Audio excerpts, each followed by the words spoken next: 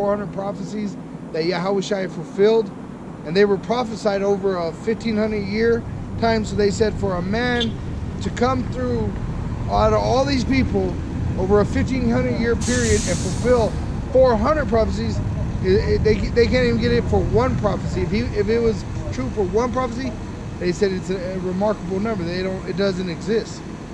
So, and he fulfilled over 400 prophecies at that time, is what they were saying. So even that's why they can't even understand this truth. Their mind can't even wrap around it. It's not able to. But there's men that look like heathen nations that can get this truth. That may even sound like heathens. They were raised as heathens. But they get this truth. Through the Spirit. Just like a harlot, you know? A harlot knows all these different men, but even though she may have that sin upon her, the woman understands the scripture.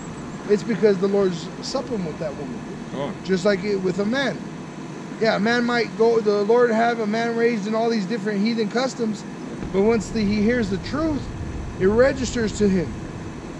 And he comes out of it. That's the part people don't want to do. You got to come out of the uncleanness. Good, huh? Being seen of them 40 days, and speaking of the things pertaining to the kingdom of the Most High. So after he was crucified and rose to the Father, he came down in the Spirit and dwelt with them for 40 days, giving them their commandments, what they were supposed to carry on. Like he said, Yahushua started it, the apostles were going to finish it through the Spirit of Yahweh. And that's where we're at. We're at the end of this. Yahweh created this for the whole sake of his Son, and we're at the end of it. Lord willing, we push until we're taken up. Verse 4, and being assembled together with them, commanded them that they should not depart from Jerusalem, but wait for the promise of the Father, which saith he. See, you shall not depart from Jerusalem, but wait for the promise of the Father. The prophecies. You can't jump ship just because all this shit is hitting the fan. And you can't jump the gun just because you're getting scared. Right. Like the brother showed me this clip from The Last Samurai, the Battle of the Fall, where he's giving the command, telling them all, hold, get ready though. He's telling them, get ready, but hold. Is what he said. Yeah, he goes, load. They load. And then he says, hold. Hold. Yeah. Fire on my command. He was the leader. He gave the order. Everybody was about it. And then here come the samurai riding. Just the noise of it. Just the noise in the fog. You can't see them. And like the brother said, I pointed out, they look like demons. And he said that's what they wore the mask for on purpose. Because that's exactly what it would look like, a demon's riding on a horse through that fog. And then surely enough, one of those soldiers got too scared and said, jump the gun. And shot. And they all got scared. They all got scared. Yeah. And then the brother pointed it out. They didn't have enough time. They were out of grace. They couldn't load their gun back up. So then the samurai came through, arrows and all, swords and all, and slaughtered them. That was their judgment. When you jump the gun, your judgment is death. Because your vessel is empty. There's no spirit. You fired it. You said, there it is. You used it for that one purpose. It's just like a video game. You got that superpower. You got that one button that gives you like that nitro speed. You think it's the end. You're like, here we go. And then all of a sudden you start slowing down. And then everybody's shoom, and you're dead last. Yeah, because it got to build back up. You don't have time to fill it up. They got a phrase for it in trap. It's called when a runner gets gassed out. They pour it all out, but the last stretch. At the wrong time. Oh, yeah, and then you see them like they were in the front, and then somehow they're just running toward the back. Boxers, you see it? Look at when Mayweather boxed McGregor. Yeah, McGregor was. He was full of oil. He was over there with all his swag, talking shit, and then look, he gassed up. Yeah, because Mayweather said, nope, miss. He was putting everything he had in one punch. Miss. Yeah, you can't always throw a knockout punch. Yeah. Sometimes when the opportunity is given, you take it. Don't miss it. But if you're supposed to throw a jab and you're over throwing an uppercut, you open yourself up. Yeah, in boxing, they actually teach you to set men up. So then you work them with, say, your weak arm into your power arm. But Jake, we get so full of zeal. I got the power. We're really retarded in the system that we just throw everything we have. In fact, Bane said it to Batman. You fight like a young man. You put everything you have in every punch.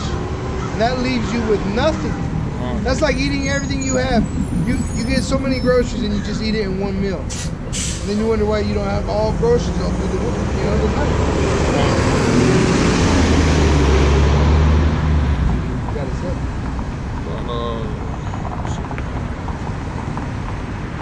It's the story of the Egyptians.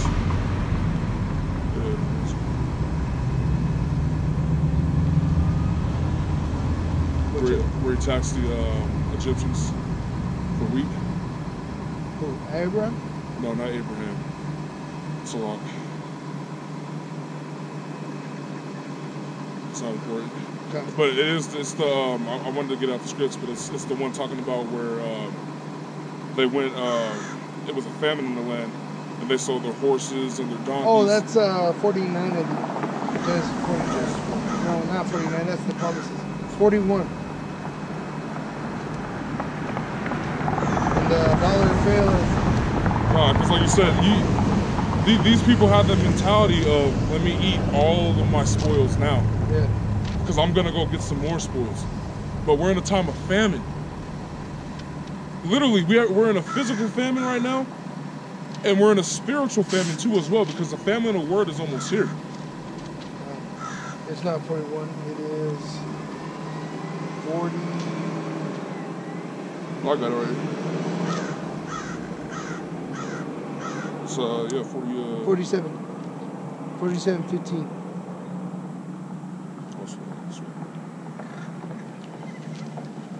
Mike, you want me to read it? I got it. Come on. This is Genesis 47:15.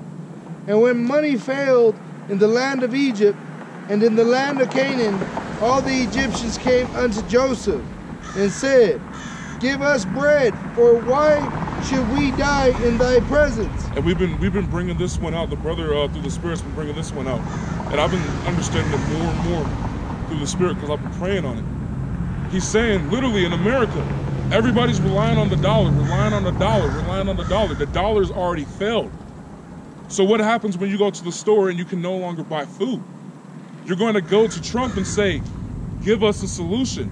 Should we perish just because your dollar, your system's failing? Should even Trump saying that to the elite? He's like, should my American people perish because you handed me this mess? That's his arrogance too. He's trying to save it. I heard yesterday that they said he thinks he's Jackson all over again. He thinks he's gonna go to war with the banks. That's the spirit. Because the banks are finally picking up on that debt, finally collecting. So you're gonna have to go to war. You may not owe it, but you picked up the tab. Yeah. Because that's your ancestor. Come on. You know, that's you. That's you. For the money faileth. And Joseph said, and notice they went to Joseph. They didn't go to Pharaoh. Come on. They went to Joseph. They went to the Israelites. Yeah. For the money faileth, and Joseph said, give your cattle